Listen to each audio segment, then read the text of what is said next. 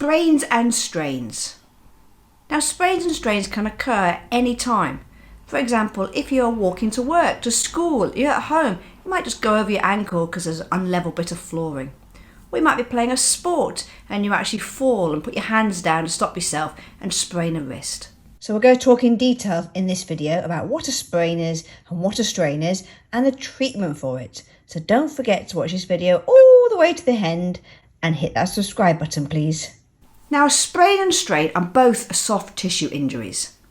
A sprain happens across a joint. It's when the ligaments have overstretched. And a strain tends to be a muscle or a tendon that has been torn or overstretched. Now, both are soft tissue injuries and the signs and symptoms of both are nearly identical. Just to clarify though, the difference between a tendon and a ligament, because not everyone's aware, a ligament attaches bone to bone, whereas a tendon attaches muscle to bone. You don't need to know the difference between a sprain or a strain. You just need to be able to recognise it's a soft tissue injury and treat it. Now, strains, probably the most common strain you're going to get is a hamstring injury. It's when the muscle fibres have just torn. I know because you're watching a video of me doing a little dance right now. I'm dressed up in a lion outfit and I end up doing the splits, which I've never done before, and I actually tore my hamstring. And the signs and symptoms, as I said, are the same. It'll be pain, and let me tell you, there was lots of pain. The body part will swell. It's going to be difficult to move. It's going to be very uncomfortable for them, and there's going to be bruising there. Obviously, the bruising takes time to actually appear. Now, the treatment is the same for both, and the treatment's very easy to remember. The treatment is R.I.C.E. Rest, ice, comfortable compression, and elevate. So let's break that down. As soon as you've identified someone has a sprain or a strain, you've got to go over to them and stop what they're doing. Get them to sit or lay in a comfortable position, whatever is suitable for them. They've probably already self-treated themselves already by making themselves comfortable. Then we're going to get some ice.